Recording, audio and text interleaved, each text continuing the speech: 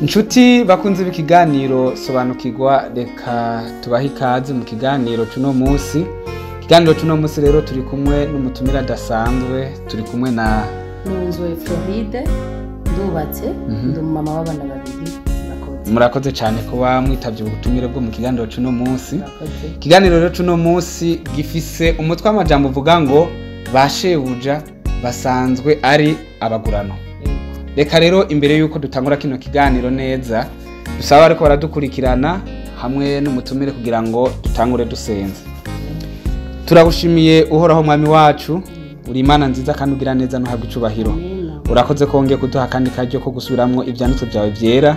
Ngwino ubane natwe kugira ngo utahuze twebwe ubwacu n'abariko baradukurikirana mu izina rya Yesu Kristo. Amen.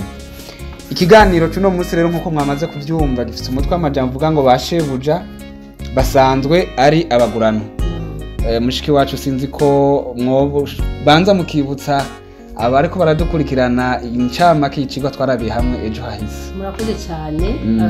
Tugerageje kwibutanya incamake y'ikiganiro twarabye ejo hahise, aho umutwe wacu watubwira ngo abagurano ba Kristo. Ego. Mwico cigwa ciye ku mayange nyamukuru, Paulo yatwigishije ukuntu abagurano bakwiye kubaha bashebuja. N'abashebuja nabo ubwabo n'abagurano ba Kristo. Ni kuvuga imbere ya Kristo bose barangana. Bose barangana. Murakoze cyane. Ego. Icigwa cuno munsi rero turafise isomo ry'urufatiro riboneka mu gitabo c'Abanyefeso. Nibaza ko mworisangiza bariko baradukurikirana. Ego, eka dusome mu izina rya Yesu. Amen. Abanyefeso igice cya 6 ku murongo w'8 turasoma mu izina rya Yesu. Amen. Kuko muzi yuko umuntu wese iyo akoze iciza azocishurwa na shebuja mukuru, niyo yoba umushumba canke uwidegemvya. Amen. Amen. Hano mu gihe ca Paulo turabona neza yuko bashebuja barafata nabi abashumba bakabagirira nabi. Mu ndongozi baduhaye bimwe mu bikorwa bigayitse bibi babakorera.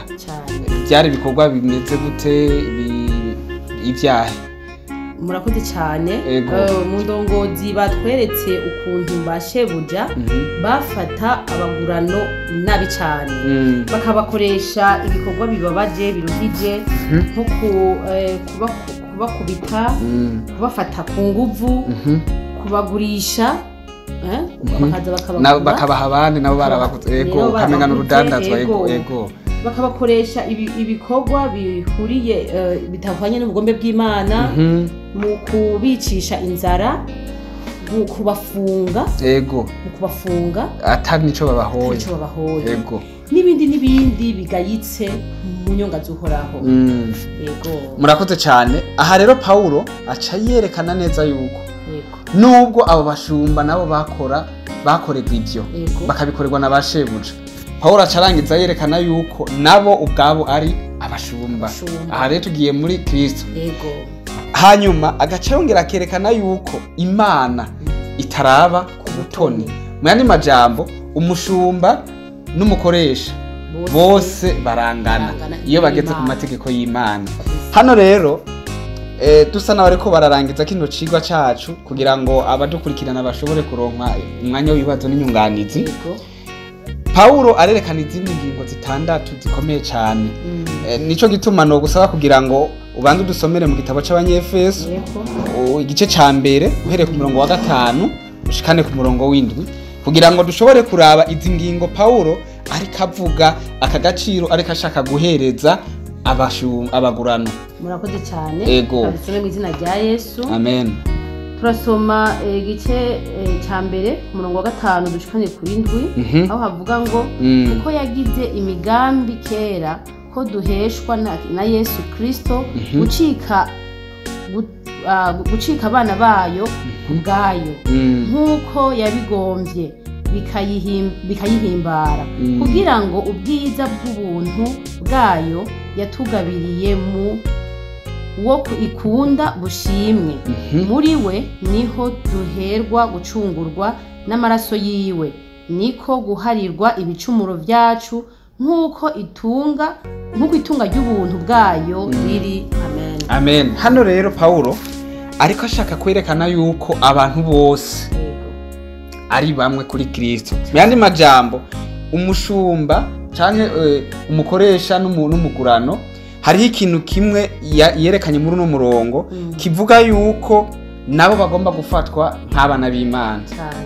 Ingingo ya kabiri kandi yuko nabo bacunguwe. Myandi majambo Kristo ntiyacunguye abakoresha gusa, yaracunguye n'abagurano. Kandi ko nabo bazokwicarana na Kristo. Akongera akavuga ko kandi bazicara ku ntebe y'ubwami. Kuko Bibiliya ivuga yuko turi abami n'abaherezi. No kuvuga ibyo ntibiraba umukoresha gusa, biraba umukozi. Hanyuma ko nabo nyene ari abene gihugu, no kuvuga nabaragwa bijuru. Hanyuma Paulo yarongeye kwerekana yuko bagize umubiri wa Kristo. Ivyo rero bica biraba ya migwi yose, umukoresha n'umushumba.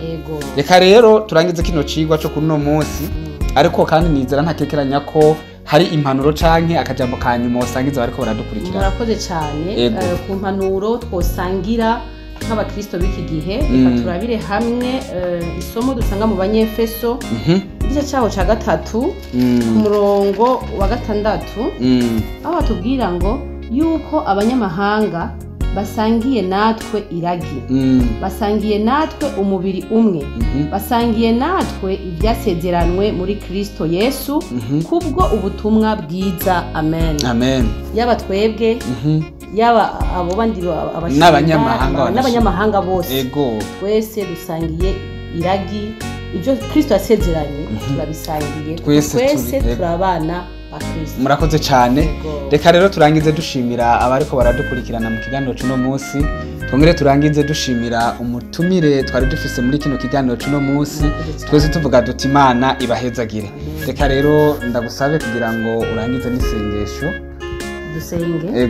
Turagushimiye Mwami Imana, turagukengurukiye cyane kubw'amajambo yawe meza aje kutubwira ko twese turabana bawe kandi twese dusangiye ibyasezeranywe kuko Kristo ntiyahishwa kubica ntituzoshyurwa nawe.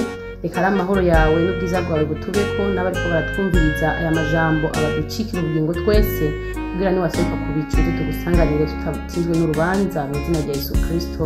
Amen.